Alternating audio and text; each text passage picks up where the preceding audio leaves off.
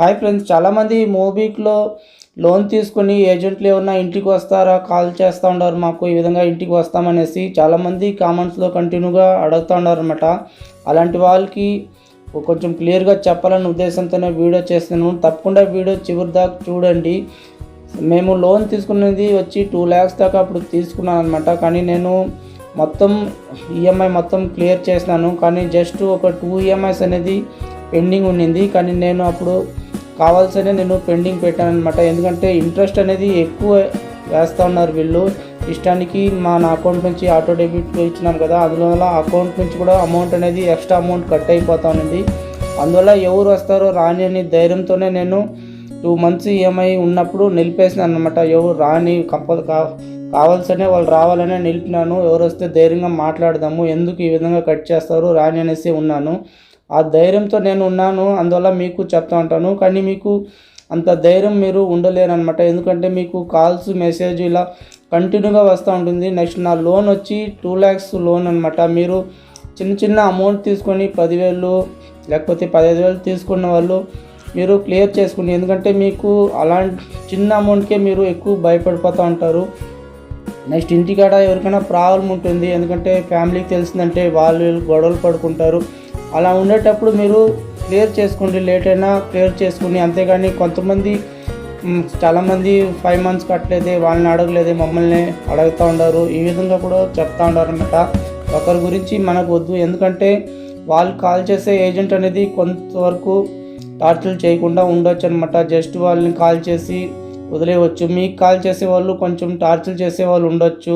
ఆ విధంగా ఉంటుందన్నమాట. అవన్నీ బేస్ చేసుకొని జరుగుతూ ఉంటుంది. మనం టైం బాగలేకపోతే ఏదో ఒకటి జరుగుతూ ఉంటుందన్నమాట. ఎందుకంటే ఇక్కడ ధైర్యమే చాలా ముఖ్యం అనమాట. చాలామంది ధైర్యంగా ఉండలేరు ఇలాంటి విషయాలు. ఎందుకంటే నాకు అది బాగా తెలుసు అనమాట. మీరు సెల్లో మీకు మెసేజ్లు వస్తూ ఉంటే చాలామంది భయపడిపోతారు. నెక్స్ట్ వాళ్ళు ఏదో ఫోటోలు పెట్టి మిమ్మల్ని బెదిరించడము ఇలా చేస్తూ ఉన్నారనమాట. అలాంటి వాళ్ళు కూడా నేను చెప్పినాను అనమాట. దయచేసి మీరు ఈఎంఐ మిస్ అయిపోయినారనుకోండి, అమౌంట్ లేదంటే దయచేసి కాల్స్ అనేది అటెండ్ చేయొద్దండి. మీరు వాట్సాప్లో మెసేజ్ వస్తే ఆన్లైన్లో చూడొద్దండి. జస్ట్ మీరు నోటిఫికేషన్ వస్తుంది కదా, అక్కడ చూడండి. అంత లేకపోతే మీరు నెట్ ఆఫ్ చేసుకొని అక్కడ చూడండి. అంతేగాని మీరు డైరెక్ట్గా వాళ్ళు ఆన్లైన్ ఉండేటప్పుడు మీరు ఆన్లైన్లో చూడొద్దండి. ఇవన్నీ మీకు ఎవరు చెప్పరు, నా ఎక్స్పీరియన్స్ మీకు చెప్తా ఉన్నాను అనమాట. ఎందుకంటే తీసుకొని పే చేయకపోతే వాళ్ళకి టార్చర్ ఎలా ఉంటుందో నాకు బాగా తెలుసు అనమాట. అందులో నుంచి బయట వచ్చినాను కాబట్టి చాలామంది చిన్న అమౌంట్ తీసుకొని బాధపడుతూ ఉంటే నాకు బాధ వేస్తుందనమాట. జస్ట్ 3,000 4,000 తీసుకొని కూడా బాధపడే వాళ్ళు ఉన్నారనమాట. మీరు చిన్న అమౌంట్కి అంత భయపడాల్సిన అవసరం లేదు. వస్తే రాని ఏమైపోతుంది, ఏం అవదనమాట. జస్ట్ వాళ్ళు మనలాగా మనుషులే. ఉంటే పే చేయండి, లేకపోతే నెక్స్ట్ మంత్ పే చేసుకోండి. ఎందుకు నేను పే చేయమంటా ఉన్నానంటే ఇంట్రెస్ట్ అనేది ఎక్కువైపోతుంది అనమాట.